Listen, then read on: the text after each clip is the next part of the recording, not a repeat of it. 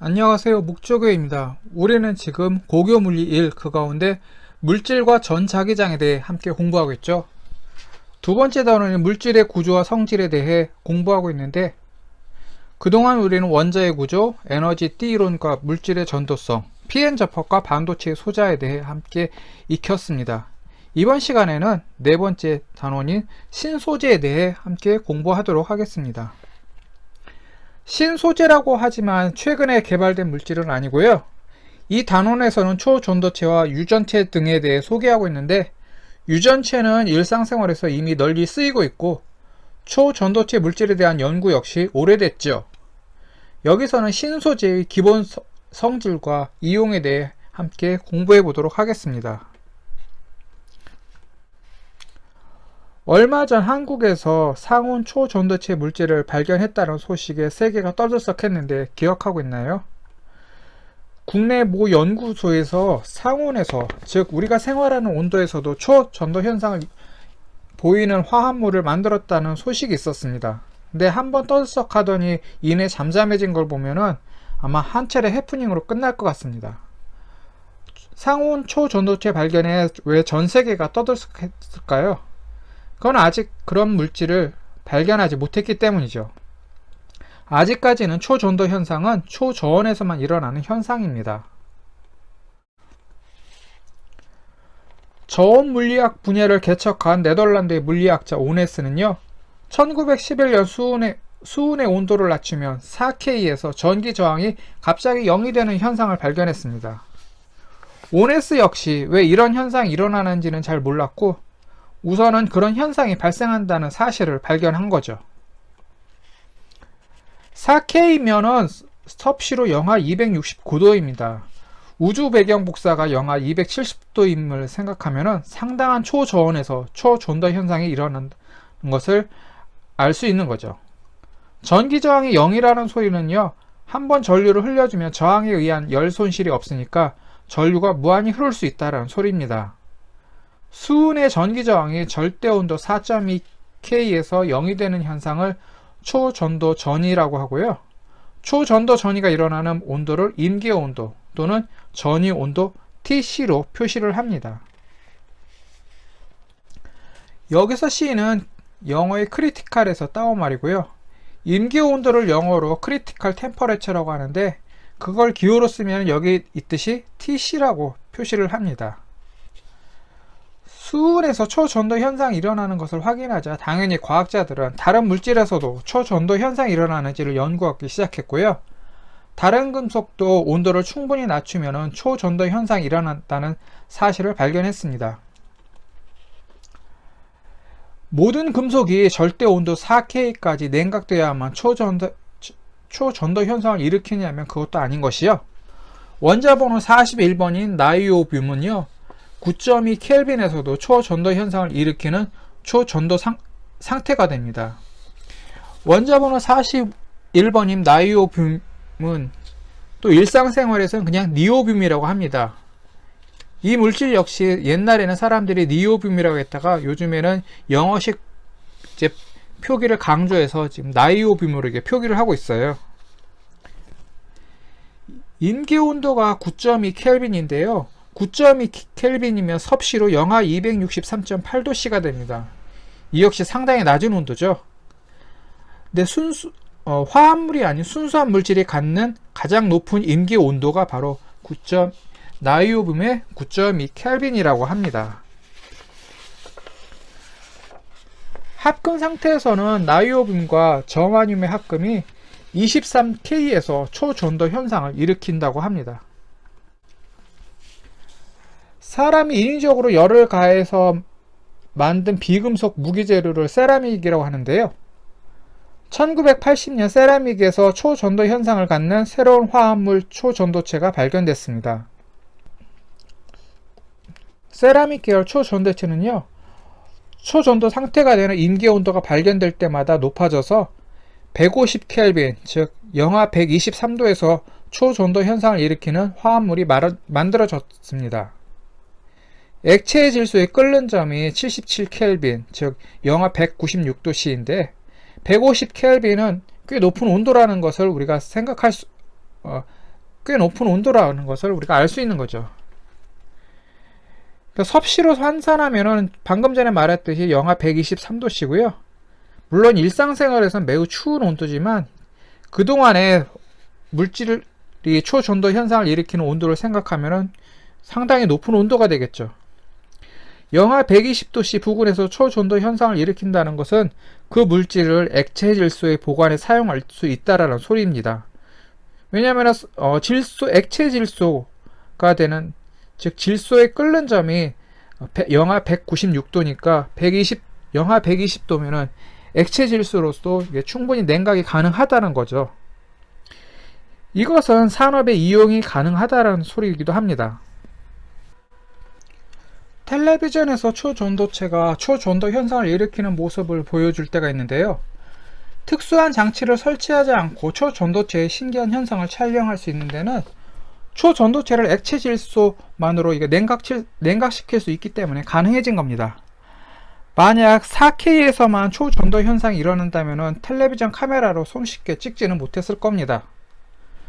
얼마 전에 해프닝으로 끝난 상온 초전도체는 섭씨 20도씨 부근에서도 초전도 현상을 갖는 물질이란 소리입니다.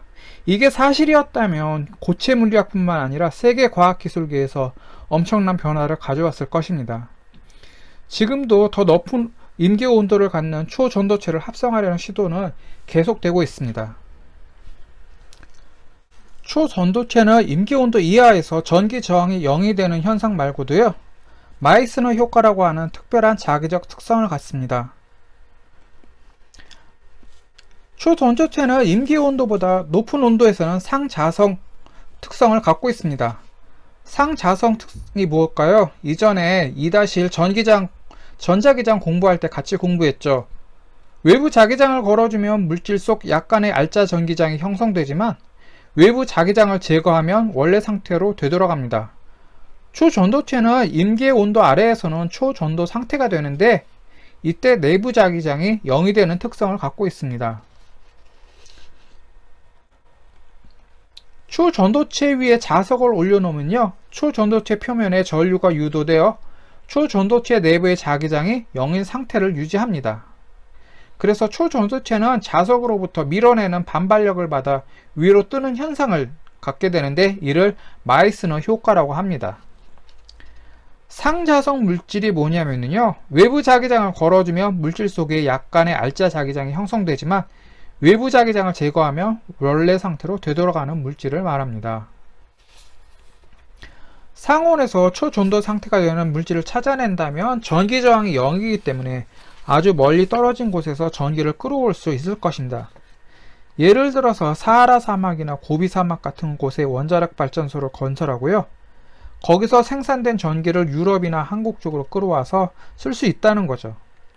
시베리아에 거대한 발전소를 건설한 뒤에 그 발전소가 만든 전기를 낮에는 시베리아, 한국, 중국이 쓰고 밤에는 미국에서 쓸 수가 있습니다. 전기 저항이 0이기 때문에 고압 송전선이 필요 없거나 그 수를 크게 줄일 수 있고요, 자기장을 이용한 초전도 자석, 전동기 발전기에 사용할 수가 있습니다. 자기부상 열차를 건설할 수가 있고 의료 장비에도 초전도체 이용이 가능해집니다. 유전체가 뭐냐면요, 유전체는 절연체와 동등한 물질 범주에 속합니다. 전기장 속에서 전류가 흐르지는 않지만 전하를 축적하는 게 가능하지요. 앞으로 물리 2에서도 전기와 자기장에 대해 공부를 하는데요, 이때 전하를 저장하는 축전기에 대해서도 공부를 합니다. 이 축전기에서 이제 유전체가 사용이 되는데, 유전체는 축전기 내부에 삽입돼서 전하를 저장하는 역할을 하고 있어요. 자성체는 상자성체와 강자성체가 있는데요, 상자성 물질은 외부 자기장을 걸어주면 물질 속에 약간의 알짜 전기장이 형성되지만 외부 자기장을 제거하면 원래 상태로 되돌아갑니다. 강자성 물질은 외부 자기장을 걸어주면 내부에 강한 자기장을 형성하는데 외부 자기장을 없애줘도 그 자기장이 일부 남아있는 물질을 강자성 물질이라고 합니다. 이와 마찬가지로 유전체에도 상유전체와 강유전체가 있습니다. 각 유전체 중에서 산화물 유전체는 높은 유전율을 가지고 있어 축전기에 많이 쓰이고 있습니다. 그 가운데 세라믹 유전체에 대해 한번 살펴볼 텐데요.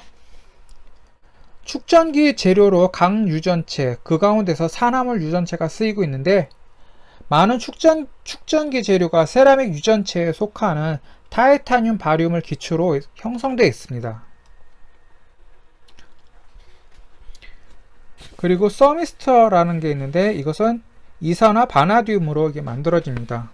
근데 서미스터가 뭘까요? 영어 단어를 보면 앞에 thumb이라는 이제 접두어가 달려 있는데, 이거는 열과 관련이 있는 기구라고 우리가 추측을 할 수가 있습니다.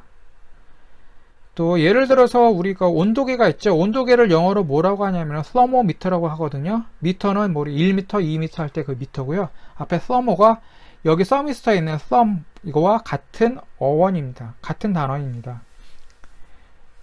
그러니까 여기서도 서모가 들어가는데, 이 역시 온도계 역시 열과 관련이 있는 기구이기 때문에 앞에 서모미터라고 이게 사용하고, 앞에 접두어로서 서미스터처럼 서모라는 접두어를 사용하고 있죠.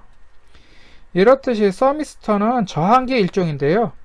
온도에 따라 물질의 저항이 변하는 성질을 이용한 전기적 장치입니다. 회로의 전류가 일정한 값 이상으로 흐르는 것을 방지하고요. 회로의 온도를 감지하는 센서로 쓰이기도 합니다. 금속 산화물 베리스터라는 게 있는데, 또 이 베리스터가 뭐냐면은 여기 나와 있듯이 베리어블 레지스터의 약자입니다. 전압이 증가함에 따라서 저항이 감소하는 특징이 있고요. 보호하고자 하는 부품이나 회로의 병렬로 연결해서 전압이 과도하게 증가하면 낮은 저항의 회로를 형성해서 과도한 전압이 더 이상 상승하는 것을 방지해 줍니다. 전압에 따른 전류의 변화율이 다르고요. 낮은 전압에서는 온도 의존성이 낮습니다. 자, 이번에는 앞전 변환 소자에 대해 살펴보겠습니다. 앞전 변환 소자가 어떤 거냐면요, 역학적 에너지를 전기 에너지로 변환하거나 반대로 전기 에너지를 역학적 에너지로 변환하는 소자를 앞전 변환 소자라고 합니다. 소자에 힘을 가하면 그 힘에 비례하는 전기가 생기고요. 전기장 속에 두면은 기계적 변형이 생깁니다. 그래서 앞전 변환 소자라고 하고요. 앞전 변환 소자를 사용한 도구로서 마이크와 스피커를 먼저 그 예로 들 수 있는데, 마이크는 기계적 진동을 전기적 진동으로 바꿔주는 장치고요. 스피커는 전기 신호를 기계적 진동으로, 스피커 막이 이렇게 막 기계적 떨려야만 소리를 들을 수 있잖아요. 그래서 전기 진동을 기계 진동으로 바꿔주는 장치입니다. 마이크와 스피커가 이렇듯 앞전 변환 소자를 이용한 예인데, 이 소자를 이용하는 예가 마이크와 스피커만 있느냐? 그렇지 않고 여기 있듯이 가스레인지도 있는데요. 가정에서 널리 쓰고 있는 가스레인지에도 앞전 변환 소자가 사용되고 있는 거죠. 손잡이를 돌리면 앞전 재료에 힘이 가해져서 높은 전압이 형성되고, 여기서 스파크가 발생해서 이 스파크가 가스에 불을 붙입니다. 지금까지 신소재에 대해 살펴봤는데요. 우리는 그동안 물질과 전자기장이라는 단원에서 이제 첫 번째 단원 중단원 배웠고, 그 다음에 두 번째 중단원 물질의 구조와 성질에 대해 함께 공부했습니다. 그래서 원자의 구조가 어떻게 되는지 봤고, 에너지 띠 이론과 물질의 전도성에 대해 살펴봤었고요. PN 접합과 반도체 소자를 통해서 반도체에 대해 우리가 한번 짚어봤습니다. 그리고 이번 시간에는 신소재, 여기서는 유전체와 그 다음에 앞전 변환 소자, 그리고 초전도체에 대해 함께 살펴봤죠. 이렇게 해서 중단원의 물질의 구조와 성질뿐만 아니라 대단원인 물질과 전자기장에 대해 함께 공부했습니다. 다음 시간부터는요, 세 번째 대단원인 정보와 통신에 대해 함께 공부하도록 하겠습니다. 정보와 통신의 그 단원 소개를 하면은, 먼저 첫 번째 중단원이 소리와 빛이거든요. 그래서 소리와 빛에 대해서 함께 공부하고, 그 다음에는 정보의 전달과 저장에 의해서 전자기파에 대해 함께 공부해 보도록 하겠습니다. 그동안 수고 많으셨습니다. 또 다음 시간에 함께 정보와 통신에 대해 공부해 보도록 하겠습니다. 수고하셨습니다.